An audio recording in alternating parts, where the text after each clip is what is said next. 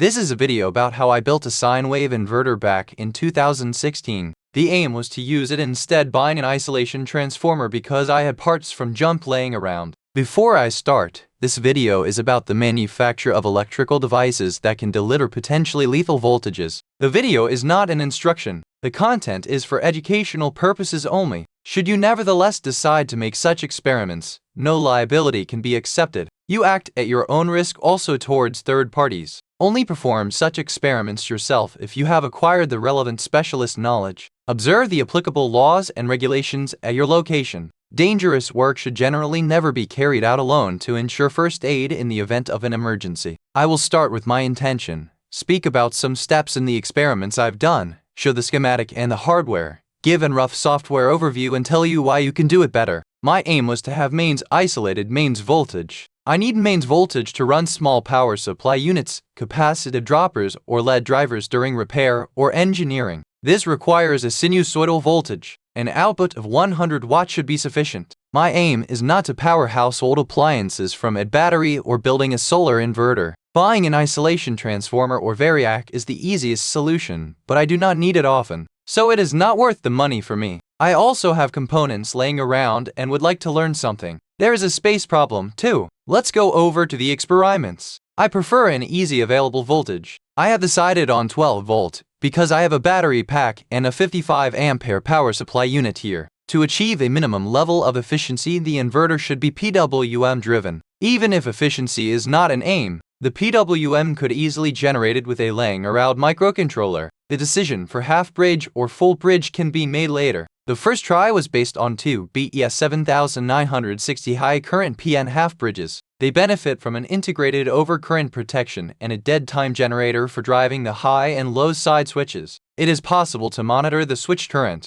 This may be helpful later for a load indicator. Within a T-Mega 328 microcontroller, I generated a PWM signal which is modulated from 0% to 100% on time with 100 Hz. Every half-wave a pin is toggled representing the half-wave signal. This half-wave signal determines whether the low side switch or the high side switch is active. To get a modulation, the PWM signal is fed into the inhibit input of the integrated power switch. The problem with wiring the integrated power switch in this way is that it can't follow the PWM frequency quickly enough. The inhibit is usually used to select between the active state and sleep. A switching time is not defined. This wiring is not intended by the manufacturer and should only be done with precautions. I'm not sure why I came to this idea back in 2016. Some notes and scope shots are lost. Because this approach does not work, I decided to generate two PWM signals with 180-degree phase shift, one for each half bridge. The inhibit input is used as intended.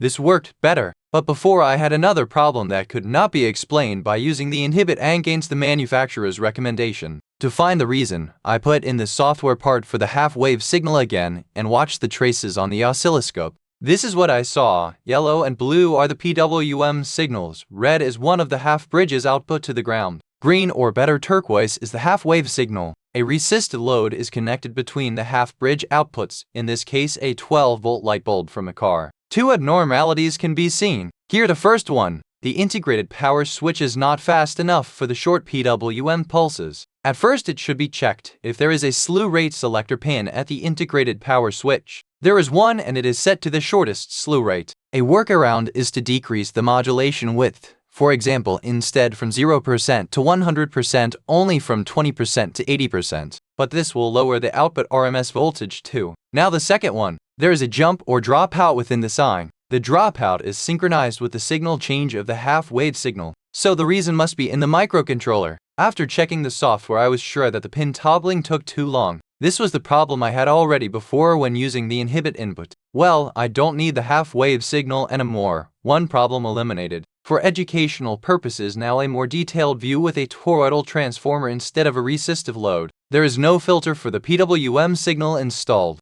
The modulation width is reduced to meet the requirements of the integrated power switches. The red trace shows the output voltage of the transformer. The blue trace shows the primary current measured via and shunt of an undocumented value. These two problems, and mainly the second problem, led me to the decision to use a discrete H-bridge. So my second concept is based in 4-field effect transistors controlled by two half-bridge drivers. The basic principle of the H-bridge remains the same. I also reworked the PWM algorithm a little. I'll save myself the trouble of explaining it. You can find information on the internet under the term software pulse width modulation, and it's better explained than I can do. This trace shows the difference signal between the two PWM outputs of the microcontroller. You may need to isolate the scope ground from the device under test ground. Don't forget hidden connections, for example via earth wire of the programmer and power supply unit of your computer. Sometimes USB isolators will save money for blown parts. Now a first test with the H-bridge and the transformer. The signal looks as expected. If you look at the curve carefully, you will recognize deviations from an ideal sine wave.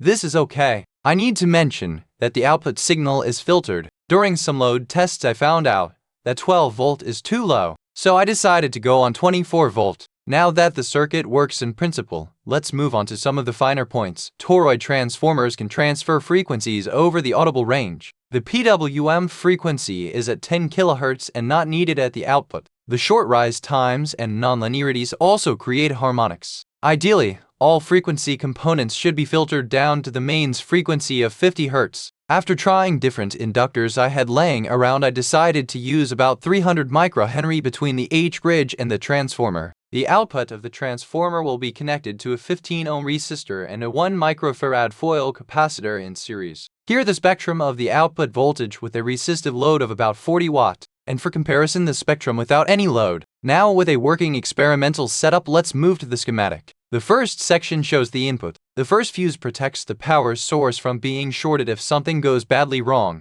There are two linear voltage regulators delivering 5 volts for the logic and 12 volts for the relay. The relay shorts out the precharge resistor for the 6 times 3 millifarad capacitors. The PTC fuse should protect from overloading for a longer time. I will discuss this solution later. The second section shows the microcontroller acting as the brain of the inverter. An external quartz is used as a clock source. The output voltage feedback is given via an extra winding producing 12 volt nominal voltage. This voltage is rectified divided to the needs of the ADC and available reference voltages and filtered. To have a remote on-off switch, a 3.5mm headphone jack is built in. Via the Zener diode the minimum input voltage is defined. If it is high enough here about 12 volt, the optocoupler becomes conductive and the 24 volt OK signal is detected. The microcontroller will then energize the main relay to short the precharge resistor and ramp up the PWM signal. If a PWM modulation about 95% is needed to hold the output voltage at 230 volts root mean square, the red LED will light up to show a full load condition. If the OK signal is omitted, the half wave is terminated to voltage 0 crossing and then PWM stops. The main relay is de-energized. The third section shows the two half bridges forming the H-bridge. There is nothing special. The application note for the half bridge driver will explain everything. The fourth section shows the filter circuits. On the left-hand side, the two inductor blocks. Every block is placed between the half bridge output and the transformer. Every block has an inductance of 147 microhenry. The inductors are connected in parallel to get higher current capability. On the right-hand side, the capacitor and resistor at the output of the transformer are shown. Now we can have a look at the finished inverter. I had the housing laying around. It was a rectangle waveform inverter before. I could reuse the transformer and the cooler too. The front has the socket integrated. On the left upper side is the 3.5mm jack for remote on-off. On the upper right are the green power indicator on the red full load indicator. The back has installed two 4mm sockets and a vehicle fuse. Even those parts were placed here. I had to reuse them. Even the sticker from the former inverter is present in 2024. It tells the product name US 150. I guessed it was a 150 watt inverter. Now for 24 volt. Both sides are equipped with a perforated panel to allow some air movement. In its original state there may be a fan placed inside. I could find traces and holes on the original PCB, but no fan. The housing can be opened by taking out the 8 screws. It will fall into 2 halves. The transformer is screwed into one half. The PCB fits into the other one. After disconnecting the transformer, the top side of the PCB can be seen. On the left side is the much too big cooler for the power FETs located. In the original inverter this had been 410 amp bipolar transistors. In the upper middle the PWM filter inductors are placed. Underneath the AND gate and the voltage regulators are placed. And the filter capacitors for the feedback voltage. More to the right there is the programming port, the quartz, and the big red 1 microfarad capacitor from the output filter. The 15 ohm resistor is located directly above. In the upper right corner the 3.5mm jack is placed. If viewed from the left side, the main buffer capacitors, the poly fuse, and the relay placed under the cooler can be seen. Even the precharge resistor is visible. It is placed right above the car fuse socket. This construction will fail any vibration test. If viewed from the right-hand side there is nothing more interesting to see. The 4 FETs are held by metal clamps. In the original state, the 4 power bipolar transistors were screwed down to the cooler, but I had the metal clamps so I didn't need to drill holes and thread. Electrical isolation between FET tab and metal clamp is done via transparency film used for overhead projectors. Now the bottom side of the PCB. Between the screws which hold the cooler are the half-bridge drivers located. On the right upper side, the brain of the inverter has found its place, an Atmega 328P microcontroller. Let's have a look inside the brain. The software is written in GNU-C for a T-Mega microcontroller. The main.c starts with the initialization of the microcontroller's blocks. The section for the operating state on or off per charge control follows. After this there is the output voltage control loop. The voltage via the 12-volt winding is measured 8 times per half cycle and adjusted for the next half cycle. This adjustment is done via the SPWM.C, which contains sine tables with different modulation depth. The control loop simply switches between these tables. Inside the interrupt service routine, the values from the PWM table are loaded to the PWM block registers. Now to the last section, you know it better. First point is the use of the inhibit from the integrated power switch. I cannot remember why I came to this idea back in 2016. I don't have all my notes. I think it is a bad idea. Then the switching time of the integrated switches was too slow. If you buy switches, check the datasheet before. I had the semiconductors laying around from junk. Lowering the PWM frequency is a bad idea as you get into the audible range. Even 10 kHz are audible. And your filters get bigger with lower frequency. Even transformers can transmit lower frequencies better, which brings more PWM to the output. This is one main problem in my design. There is too much of the high-frequency stuff in the output to go directly into an capacitive dropper-based power supply circuit. There is an additional filter needed. I actually wanted to avoid that, but failed without buying parts. This may even be another point. Sometimes the box with scraped parts contains not what you need. Another not so good idea is the poly fuse. My energy sources have a overload protection. The 24-volt PSU goes into hiccup mode at over 10 amps. The battery pack switches off at around 15 amps. I overloaded the inverter a couple of times for different reasons. The protection feature of the energy source avoided bigger problems. I would recommend using a shunt or a RID contact within some windings of wire to detect an overload condition. The blade fuse is more of a relic than a protective device. A 5x20mm or similar fuse is the better choice in this application. I started with 12 volt and ended up using 24 volt. The reason is that a 9 volt to 230 volt transformer does not deliver 230 volt when used reverse. Thinking beforehand would have helped in this case. The voltage feedback loop does not work very well because of using a second winding. I remember having found this out before. However, I had forgotten that when I designed the PCB around half a year later. Clean lab notes would have helped not to forget things during summer. The efficiency is not very good. Even if the inverter was never designed for efficiency, this is a sign of quality. I did run into the problem with the not so good working voltage feedback again after doing the final test for efficiency. You can see two things, the too high output voltage for low loads and the too low output voltage at high loads. The too high output voltage is a software problem. The lowest amplitude sine table was not low enough. This was corrected by calculating new sine tables.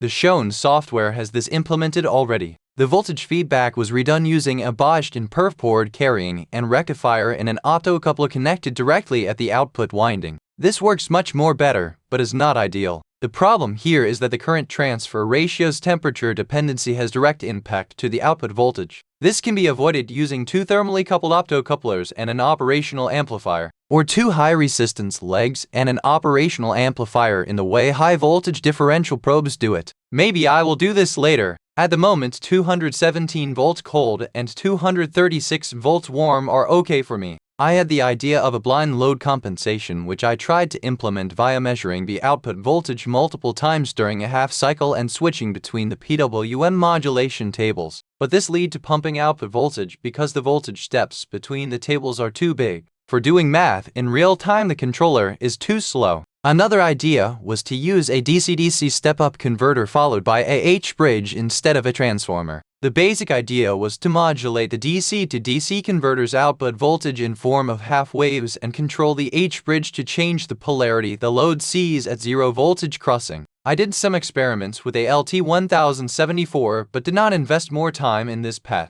I would expect the so-called pure sine inverters and even the solar micro inverters work in that way. The advantage is that the filter circuit will be relatively small and only needs to be rated for the half-wave voltage. If a high-frequency transformer is used, there is isolation barrier between primary and secondary possible. Even different output frequencies and waveforms are easy possible with this solution. The software has some flaws. The inverter stops when input voltage decreases too much, but it should not start again. I observed this when overloading the 24-volt 10-amp PSU. At some load conditions, the output voltage switches constantly between two tables. Now let's view a short test of the inverter. A 40-watt light bulb will be the load together with a blower based on an EC motor. The EC motor has no power factor correction. The power supply unit is a 24-volt 10-ampere type. The audio is passed through a 10 kHz notch filter with Q factor 3 and decreased the noise about 21 decibel to be more ear-friendly.